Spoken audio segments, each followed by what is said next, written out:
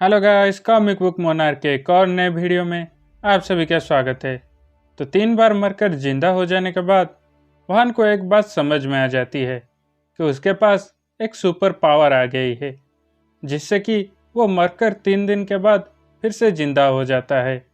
ये जानने के बाद वाहन को अब किसी चीज़ का कोई डर नहीं होता और वो रिन को बचाने के लिए फिर से उन गुंडों के पास चला जाता है, लेकिन इस बार वो थोड़ी प्लानिंग के साथ जाता है।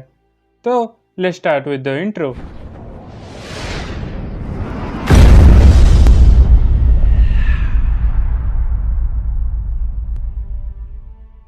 वान अपने बनाए हुए बॉम्ब के साथ गुंडों के अड्डे पर पहुंच जाता है और वो एक धमाका करके उन गुंडों को घायल कर देता है। लीडर उस धमाके से खुद को संभालते हुए अपने आधे आदमियों को आग बुझाने के लिए और आधे आदमियों को वाहन को ठिकाने लगाने के लिए ऑर्डर देता है। ऐसे बोलते हुए जब वो पीछे मुड़ता है तब वो देखता है कि वाहन दूसरे बम के साथ उनके लिए तैयार खड़ा होता है और ज़्यादा टाइम वेस्ट ना करते हुए वाहन दूसरे बम को उस लीडर के ऊपर फेंक देता है। ये देखकर दूसरे गुंडे अपनी जान बचाने के लिए उस बम से दूर भागते हैं। सब गुंडे लीडर को बम से दूर भाग जाने के लिए बोलते हैं, लेकिन तब तक बम लीडर के पास पहुंच चुका था और लीडर के पास रिएक्ट करने का टाइम नहीं था। लेकिन तभी एक हट्टा कट्टा सा टकला गुंडा उस लीडर के सामने आ जाता है। वो अपने हाथ से बम को इतना जोर से मारता है कि वो खिड़की के बाहर चला जाता है और बाहर ही ब्लास्ट हो जाता है। फिर वो वाहन के करीब जाकर खड़ा हो जाता है। उसको देखकर वाहन के पसीने छूट जाते हैं। वो टकला वाहन को बोलता है कि वो उस लड़की को उसे लौटा देंगे। यह सुनकर वाहन को कुछ समझ में नहीं आता। फिर वो टकला उसे फिर से बोलता है कि वो उस लड़की को उसे लौटा देंगे। यह बोलकर वो वाहन को उसके पीछे चलने के लिए बोलता है। इससे वाहन गुस्सा हो जाता है। उसे लगता है कि वो उसके साथ मजाक कर रहा है। वाहन के कुछ और बोलने से पहले वो लीडर गुस्से से उस टकले को इसका क्या मतलब है ऐसा पूछता है। उसके होते हुए वो टकला अपने आप कैसे डिसीजंस ले रहा है वो ऐसा पूछता है। वो टकला जवाब में लीडर को शांत हो जाने के साथ साथ उस खिड़की के बाहर देखने के लिए बोलता है। तो वो लीडर को समझाते हुए बोलता है कि धमाके के कारण वहाँ पर बहुत लोग जमा हो गए हैं और वो सब इसका वीडियो बनाने के साथ साथ पुलिस को भी कॉल कर चुके हैं।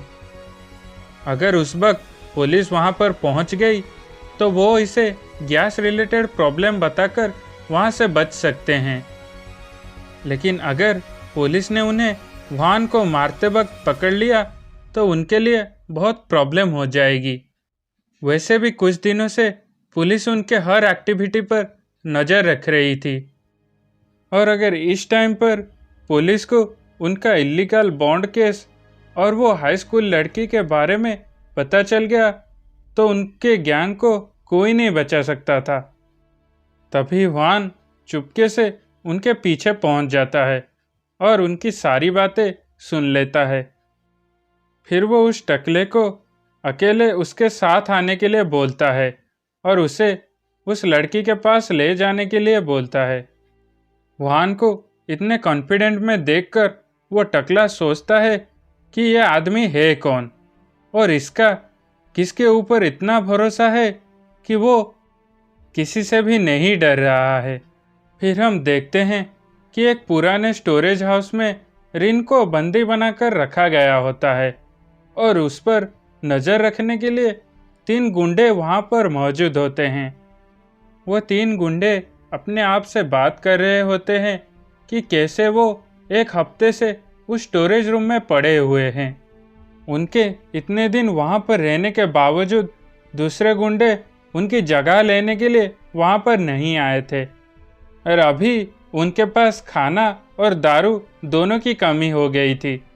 उन तीनों में एक सीनियर गुंडा होता है जिसे दूसरे दो गुंडे बॉस कहकर बुलाते हैं। वो दूसरे दो गुंडों को शांत रहने के लिए बोलता है। ऐसे कंप्लेन करते हुए उन दो गुंडों की गंदी नज़र रिन पर पड़ती है। उन दो गुंडों का बॉस उन दोनों को समझाता है कि उनके लीडर का इस लड़की को बेचने का प्लान है, लेकिन अगर इनकी वजह से उस लड़की को कुछ भी हुआ तो वो लीडर उन पर बहुत गुस्सा करेगा। लेकिन वो दो गुंडे उसे बोलते हैं कि लीडर को कुछ भी पता नहीं चलेगा। ये सुनने के बाद उन दोनों का बॉस उन्हें बाहर जाकर सिगरेट पीने के लिए बोलता है। वो दोनों बाहर जाने के बाद वो बॉस रिन को सेक्सुअली हरास करने के लिए जाता है। वो दोनों गुंडे बाहर बैठकर सिगरेट पीते हुए अपने आप से बात कर रहे होते हैं, लेकिन तभी वो देखते हैं कि रिन वहाँ से बचते हुए उन लोगों से दूर भाग रही होती है। वो दोनों बोलते हैं कि वो उनके चंगुल से कैसे आज़ाद हो गई। तब हम देखते हैं कि रिन उनके बॉस के अंडों को फोड़कर वहाँ से भाग गई होती है। लड़की को लौटाने के लिए वो टकला वाहन को एक सुनसान जगह पर ले आता है। गाड़ी से उतरने के बाद वाहन जब उस जगह को देखता है तो उसे कुछ ठीक नहीं लगता और वो रिन कहाँ है ऐसा पूछता है। ऐसे पूछते पूछते जब वो पीछे मुड़ता है तो वो देखता है कि वो टकला अपने हाथ में स्टील नकल्स को पहन लेता है। वाहन जब तक कुछ रिएक्ट कर पाता उससे पहले वो टकला वाहन पर एक जोरदार पंच मारता है, जिससे कि वाहन वहीं पर बेहोश हो जाता है। चैप्टर के एंड में हम देखते हैं कि वो दो गुंडे रिन को पकड़ने के लिए उसके पीछे भाग रहे होते हैं और उस वक्त वाहन बेहोश पड़ा होता है।